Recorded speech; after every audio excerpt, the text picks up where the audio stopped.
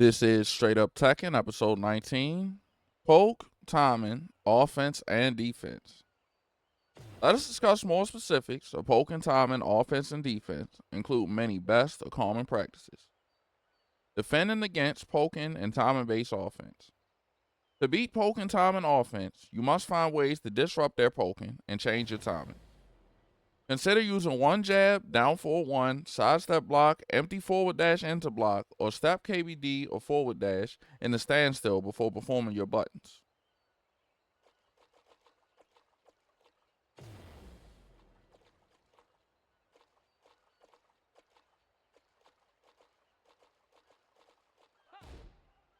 Poking with gaps for offensive movement or delayed timing loses to delayed counter hit.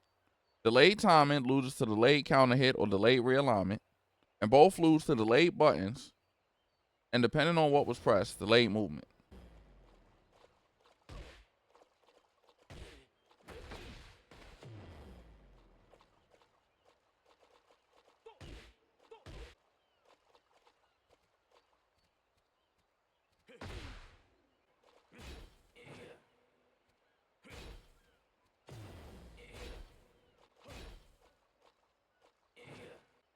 The opponent must commit eventually or give up frames for nothing.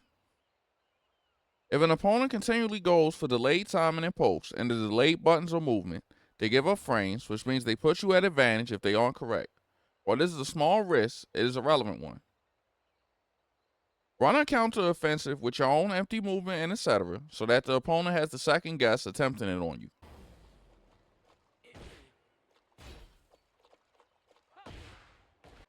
Empty movement and delayed timing thrives on the opponent being scared enough to allow it to happen, so threaten them by playing their own game plan against them. Running, poking, and timing based offense. How to run the offense. For running, poke, and timing offense, you must leave appealing looking gaps for the opponent to interact with, assuming it is safe. A common strategy is to do 2 or 3 one jabs into the opponent's block in a standstill or forward dash in the block.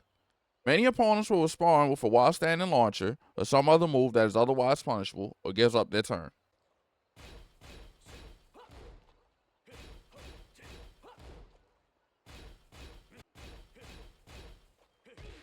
Use timing and pokes to be ambiguous. The main purpose of small Tekken and playing the game well is remaining ambiguous. Learn to mix your pokes such as one jab, down forward one, with your plus frames, lows, and bigger moves so that the opponent counterplays situations that don't exist frequently and punish accordingly. Force the opponent to give up frames in order to create high value situations. One of the most powerful things about one jab and the one jab being plus one is that the opponent realistically can duck or step, which ducking gives up at least 2 frames, and a full length step gives up at minimum 5 or 6. Continually put the opponent in situations to give up frames for no benefit to remain mentally and otherwise plus.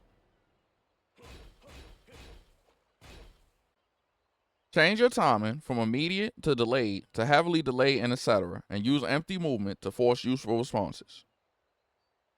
Always changing your timing has the great advantage that the opponent can only counterplay so many timing changes at once. Add an empty movement into this, which changes timing and creates its own threats, will make it even harder. On characters with safe launchers such as Mishimas, your safe launcher is better used as a counter hit launcher, which will be covered in the Mishima video.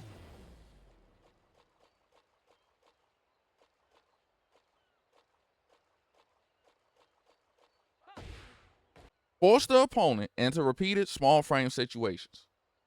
Your most useful tools for forcing poke and timing offense are your small frame button and counter hits, which create them. Make sure to use your tools which leave you from +3 to -3 frequently, so that the opponent has to be incredibly mindful of what buttons they use and press and when.